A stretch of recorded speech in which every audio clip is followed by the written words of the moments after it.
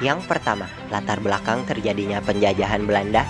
Tujuan penjajahan Belanda mencari rempah-rempah yang sangat dibutuhkan di Eropa, mencari kekayaan, monopoli perdagangan, mencari daerah jajahan, mencari keuntungan untuk membiayai perang melawan Spanyol, menyebar agama Katolik dan Kristen. Kedua, penyebab terjadinya perlawanan rakyat Indonesia terhadap Belanda karena tindakan sewenang-wenang dan penindasan yang dilakukan oleh Belanda. Beberapa latar belakang perlawanan rakyat Indonesia terhadap Belanda antara lain: Belanda menguasai daerah pantai utara Jawa Tengah. Belanda mengambil sebagian besar sumber penghasilan kaum bangsawan. Masuknya budaya barat yang dianggap merusak nilai-nilai tradisional.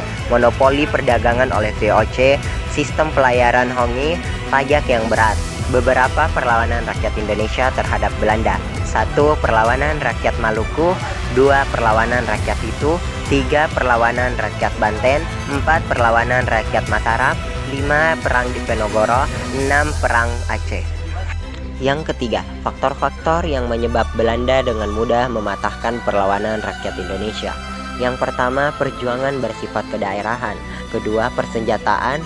Ketiga, politik adu domba. Keempat, perlawanan bergantung pada pemimpin. Kelima, kurangnya rasa persatuan dan kesatuan. Adapun faktor lain yang menyebabkan kegagalan perlawanan rakyat Indonesia terhadap Belanda adalah strategi perang yang kurang baik, latar pendidikan yang rendah, kurangnya rasa nasionalisme. Keempat, dampak positif dan negatif penjajahan Belanda di Indonesia. Dampak positifnya: 1. Diperkenalkannya mata uang, uang kertas dan logam. 2.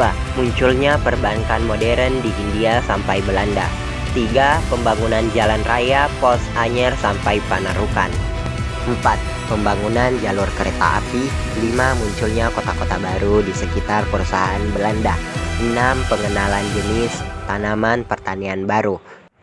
7. Berkembangnya ajaran Kristen di Indonesia. 8. Pengenalan kesenian Eropa seperti musik dan dansa. 9. Munculnya kebudayaan Indische atau Indis. Dampak negatif: 1. Monopoli perdagangan yang merugikan rakyat. 2. Lahan pertanian dialihkan menjadi lahan perkebunan. 3. Sistem tanam paksa. 4. Sistem pajak hasil bumi. 5. Sistem pinjaman modal dengan sistem bunga tinggi. 6. Eksploitasi sumber daya alam. 7. Pembatasan pendidikan dan intelektual. 8. Pembatasan politik dan ekonomi. 9. Eksploitasi budaya dan identitas. 10. Pemecah belah dan perpecahan. Yang terakhir, pelajaran atau hikmah yang dipetik dari peristiwa penjajahan bangsa Belanda di Indonesia. Pentingnya persatuan dan semangat nasionalisme.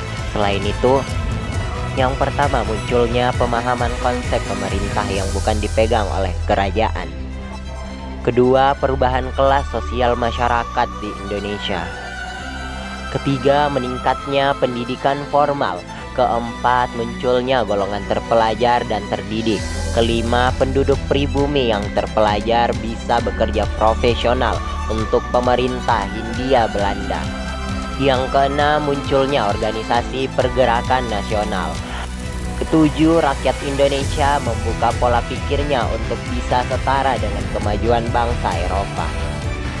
Mungkin itu saja yang saya dapat sampaikan. Wassalamualaikum warahmatullahi wabarakatuh.